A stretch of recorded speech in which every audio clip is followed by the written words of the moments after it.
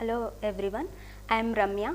So last class we are seeing the first topic in the Unix system programming, that is ANSI C standard. So we are studied the ANSI C standard.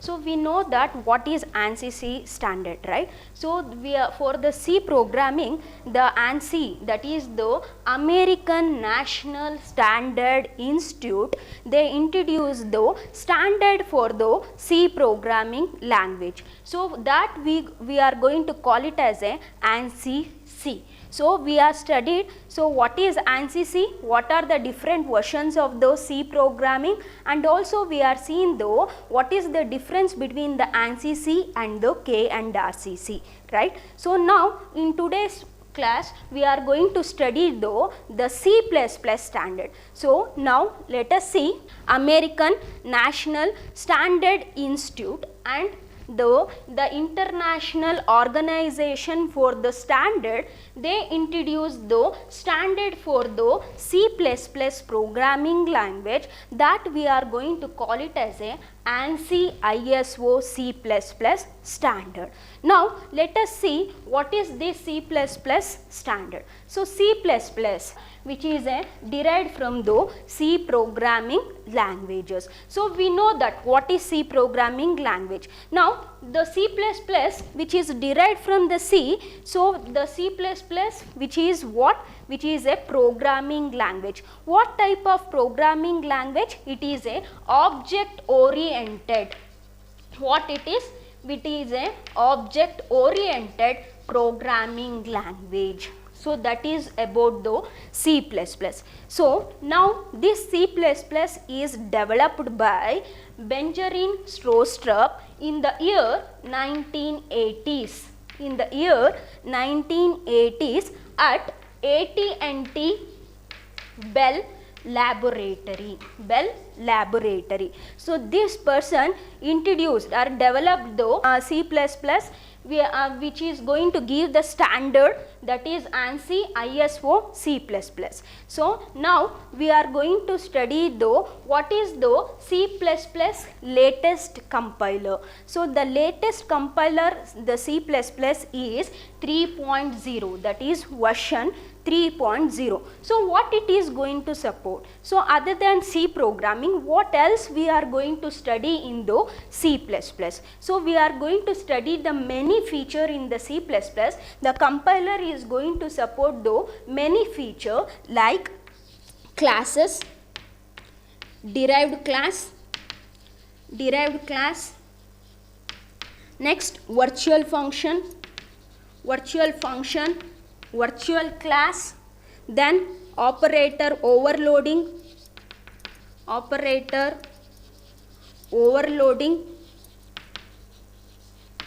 inheritance,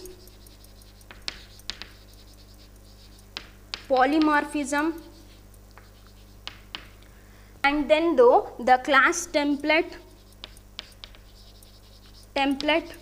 class functions. So all this feature will be supported by the C++ compiler at the version 3.0. So this is about the ANSI ISO C++ standard. So similar to the C programming, the ANSI and the ISO together, they introduce a standard for the C++ which is developed by the Benjamin Strostrup in the year 1980s at the AT&T Bell Laboratory. So during that time they came with the many versions. So the latest version is C++ compiler, so that is version 3.0, which is going to support the many features like the inheritance, polymorphism, class, derived class, operator overloading, virtual function, templates, all these feature which is going to supported by this C++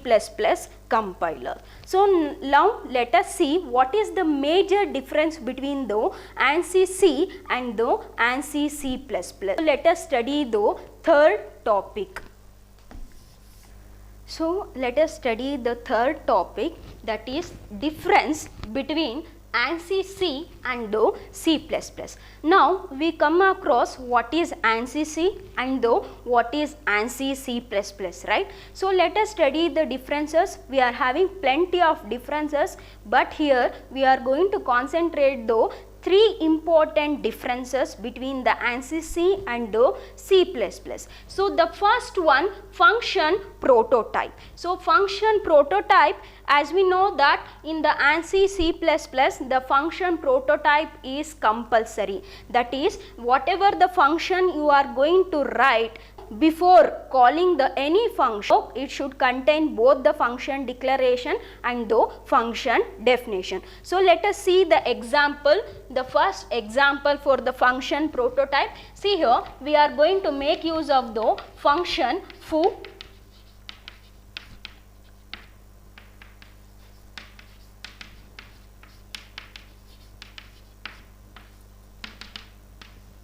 See, this is what the function prototype, right? So it contains the return type, function name and the argument list. So after that we are going to write the function definition. So that is int foo int a. So when you are going to call this function, so for example int foo, so here consider int result is equal to foo of 10. So this is what you are going to call, right? So when you are going to call this function, it is going to check both the function prototype as well as the function definition. In which one? In the ANSI C++.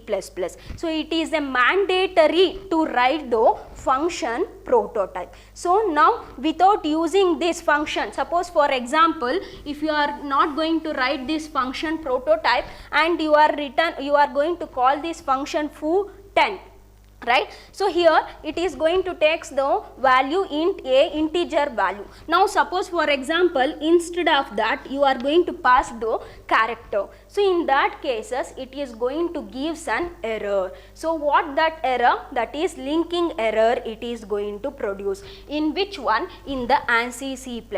So that is the mandatory. Suppose for example same function definition and you are going to call this one. So you are going to call this function, that is foo a, so it is not going to need the function prototype. So which one? That is ANSI C. So ANSI C, it's going to create its own default function prototype. So when you are going to call this function, it is going to create its own default function and it is not going to give any error. So that is what the disadvantage in the ANSI C. So it is not mandatory that you have to write the function prototype in the ANSI C, but here before referencing any function you should include the function prototype and the function definition in the ANSI C++. So that is the first difference between the ANSI C++ and the ANSI C. So let us study the second differences, that is function declaration. So what is this function declaration? Let us see with the example. I am going to take the same function, that is the function foo with the int foo. So this is the declaration what we did in the ANSI C++ as well as the ANSI C. So while taking this function, what it is going to do means this function is going to be rewritten as like this. So what is this? That is int foo dot dot indicate that it is going to take the number of arguments, that is you can pass the many number of arguments for this function, in which one? That is ANSI C. So this statement will be rewritten by the ANSI C, that is int foo dot dot dot. Dot dot indicate that in future it is going to take the many number of the argument. So what about ANSI C++? So same function, you can take the same function int foo and it is going to be treat this function like int foo void. So the same function the same function declaration is going to be used in the C++, that is int foo void. So that indicate, the void indicate that it is not going to take the argument, that is it may not take the argument, that indicate that void. So this is what the second difference between the ANSI C++ and the ANSI C. So let us now the type safe leakage. So the external function, if you are going to make use of the any external function, so it is going to make use of the type safe leakage in the ANSI C++, but in the ANSI C it is not going to support the which one, that is type safe linkage. So that is what the major difference between the ANSI C++ and the ANSI C. So what is that external function make use of type safe leakage technique? So let us see with the example. See here, I am going to write the function int foo, and then it is going to take the character and you are going to write this one. Then after that you are going to call this function.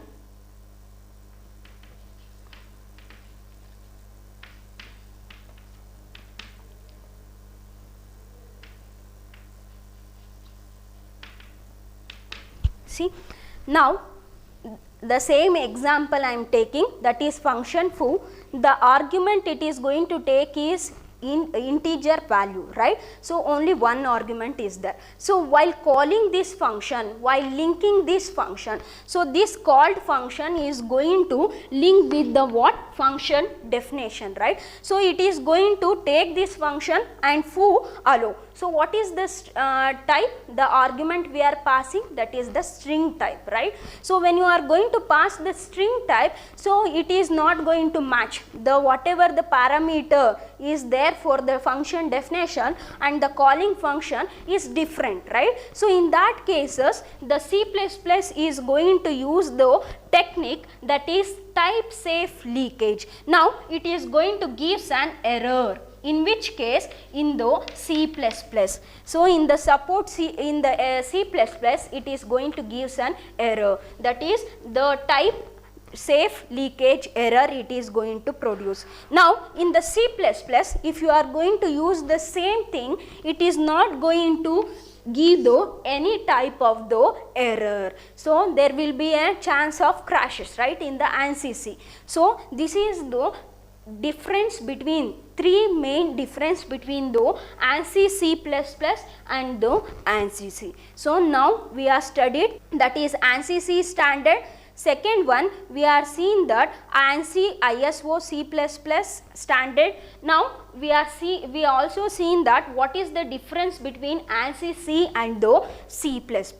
So now let us study the fourth topic, that is the POSIX standard. First we will see the introduction. What is this POSIX standard? So before going to that, so let us see what are the different type of versions is there in the Unix. In the Unix operating system, there will be plenty of version is exist today, right? So like for example, I written the few example, that is BSD Unix, and then the Sun OS, System V, and the AIX. So many versions are there in the Unix operating system, right? So each of these operating system, each of these versions of the Unix operating system is going to provide its own API. What is that API? That is the application program. What is that API? API is nothing but the application program interface, right? Interface. So that we are going to call it as a API. So each of this version is going to provide its own type of APIs, right? Suppose for example, the BSD is going to support the set of API, the system V is going to support its own set of the API, the Sun OS is also has its own set of the APIs, right? So there will be plenty of APIs is there in its corresponding version, right? Suppose for example, I am a developer, I like to develop some application. So now if I like to develop the application, that is for example, if I am like to develop the application for the student management. So in that cases I have to make use of this API. So if you are likes to write the project for the student management for the BSD, can you write the APIs, the BSD, by making use of BSD API? Now if you like to create the student management application for the system V, then you have to make use of the system V API. If you like to develop the same application for the Sun OS, you have to create the Sun OS API, make use of these APIs. So for creating a single application, that is student management, you have to know all these APIs, you have to learn all these versions of the Unix operating system, right? So there will be a difficulty, right? So to overcome that problem, what is the solution? So instead of writing the application for each and every versions of the Unix operating system consumes a time, right? What type of problem we are facing? That is the portable. So there is a no portability between the BSD, system V and the Sun OS. So to overcome this problem, to provide an interface between these APIs, between these versions of the Unix operating system, the IEEE, so IEEE organization developed which one? That is Special Task Force. So which is going to develop the Special Task Force, what we are going to call it as a POSIX. So what we are going to call it as a POSIX. So what is this POSIX is? So the POSIX is a standard. So standard, right? So what it is going to give? It is going to give the standard APIs, which is going to give the standard APIs. All these standard APIs should support the BSD, system V and the Sun OS. So if the user likes to develop this system student management by making use of this POSIX standard APIs, then all that different versions of the Unix operating system is going to support. So you can easily port this student management application in all this version. So that is what the advantage of making use of the POSIX. So what it is going to give in a single word? Interface between this type these versions of the Unix operating system. So that is why we are going to study this topic. Now what is this POSIX full form? So now the POSIX full form, what it is? So the POSIX full form is nothing but what it is? That is portable. OS is nothing but operating system.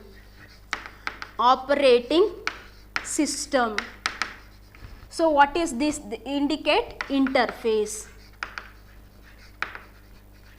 So as the name says that the portable operating system interface. So this is going to provide an interface for the different types of the version which is present, right? So this is nothing but the POSIX. In this POSIX we are having three important sub version. So first one is POSIX .1, next POSIX .1b, next POSIX .1c. Let us study what is the difference between this POSIX 1.1, POSIX .1b, POSIX .1c. Now we are going to study what is the different subversions of the POSIX. So we come across the POSIX will be gives the standard for the APIs of different versions of the Unix operating system, right? So we are studied that the POSIX.1, POSIX.1b, POSIX.1c are the different subversions of the POSIX. So what are they? So what is the difference between them? So for which operating system is going to be used for which versions of the POSIX? Let us see with the examples. That is the POSIX.1 and the every version is going to support for the standard API, right? So that is, it is going to provide the APIs. So the POSIX.1 going to support the APIs, that is the application program interfaces for the which operating system? That is the base operating system. So some of the example is Ubuntu. So gives the APIs for the file operation and the process operation. Suppose for example you like to open the file, then you are going to make use of the open API, that is open system call. Now if you like to close the function, close the file, then you have to make use of close, right? So if you likes to read the file, then make use of read system call. So all these basic system call will be supported in the base operating system, that is POSIX.1, that is the files and the process, that is for the manipulation of the files and process. For example, to create the process we are going to make use of the system call, that is fork, right? So in that cases we are going to make use of all these system calls, that is the standard. You can make use of this system call for reading, writing, opening, closing and creating the process. This is the standard system calls that you can make use of in the POSIX.1. So what is the standard? We are the IEEE is given is IEEE standard, that is 1003.1 1990s. So in the 1990 the POSIX.1 version came into exist. So this is the standard the IEEE is given for the POSIX.1. So let us study the second one, that is POSIX.1p. So POSIX.1p which is going to create the APIs, that is which is provide the standard API for the real time operating system. So this real time operating system which is going to make use in what? In the real applications. In the real application we are going to make use of the real time operating system. So what is the advantage of making use of this real time operating system? That is nothing but it is not going to give the any delay. Some example, in the airline you can make use of this real time operating system. So in the weather monitoring you can make use of this real time operating system. In the patient controlling system you can make use of this real time operating system. So these are the real time operating system advantage. For that the POSIX.1b is going to give the standard APIs. So it is also going to support the inter-process communication. So we know that for executing the program the internally operating system is going to create a process for the execution of an program, right? The program under execution we are going to call it as a process. There will be plenty of process will be created by the inside the operating system for the execution of program. To provide a communication between this process we are going to call it as a inter-process communication. So this APIs is going to be created to make the inter-process communication. So that is the POSIX.1b. What is the standard? That is IEEE 1003.4 1993. So this is the standard which is the IEEE is given. So let us study the POSIX.1c. So POSIX.1c which is going to support all the features of the POSIX.1, POSIX.1b. So as well as it is going to support the one more important feature in the programming language, that is multi-threading. So we know that the multi-threading, how it is going to work, right? So this POSIX.1b is going to support for the multi-threading in the program interfaces. So for what purpose we are going to use the multi-threading? To make use of the multiple user. So any operating system which is going to support the multi-threading is nothing but we are going to perform the given task at the same time. That is nothing but the multiple user is going to access that operating system at the same time, and he is also going to perform the many operation at the same time, right? So that is nothing but the advantage of using the multi-threading in the program interface. So the standard which is going to support is the 1003.6 1995. So this is what the different versions of the POSIX. Now let us study though what is the constant it is going to support, how you are going to include this different version in your program. So let us see with the example.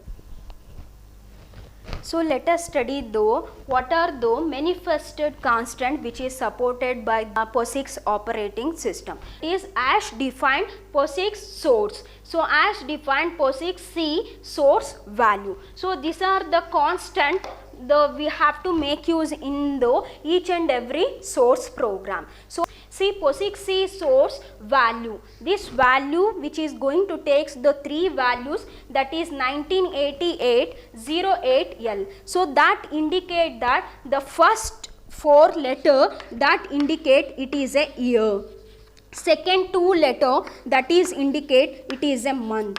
So what is this last letter, that is L, indicate that it is a long integer. So this is how we are going to represent the value here. So when you are going to give this 198808L, then it is going to support the first version of the POSIX.1. So now second one 199009L, it is going to support the second version of the POSIX.1.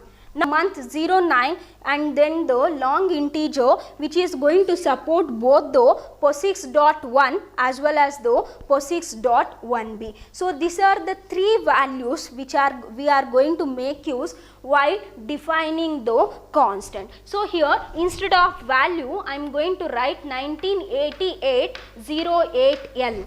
So that is indicate that I am using the POSIX.1 version. POSIX.1 version. So this is how we are going to include the constant before writing our program. So now one more constant it is going to support, that is the POSIX version, which is going to hold the value, that is indicate that what type of version you are using, whether the POSIX.1, whether the POSIX.1b or whether the POSIX.1c. So which version you are using in your program. So that is what the different versions of the POSIX. Now let us see with the simple example how we are going to make use of this constant as well as the POSIX version with the simple program. So we are seeing though what are the two predefined constant we are going to make use in our source program, that is the POSIX source and the POSIX C source. So this will be supported by the POSIX.1. So but here which is also supported by the POSIX.1b as well as the POSIX.1 and then the .1c. All this will be supported this constant. So here we are using both the constant. Next after that these two constant, the definition of these two constant we are going to write it in a header file. That header file we are going to call it as a unistd.h. So this is the headers we are going to make use in our source code to support these two constant. So the value we are using is 199309L, indicate that it is going to support both the POSIX.1 as well as the POSIX.1b. So with the simple example we will see the how we are using this constant, that is the POSIX version. So int main we are going to check whether the POSIX version, which is the POSIX version. So that is output, it is going to display Cout POSIX version. So what is the current version we are using? So else, which is not going to support this version, that is version is undefined. Here the system, whatever the program you are written, if the program is supported, then it is going to give the output that the POSIX version is 199309L, that is nothing but the POSIX.1 and the as well as the POSIX.1b. So this is what you are going to get as an output. Otherwise the version is undefined and the end if and then return 0. So this is the simple program. We are illustrate the three constant, that is POSIX source, POSIX source, and the last one is a POSIX version. So this is about the introduction of the POSIX standard. So next class we are going to see the what is the environment, so what is the test macros it is going to support, and what are the limits. So this is the three topics we are going to study in the POSIX standard. So thank you.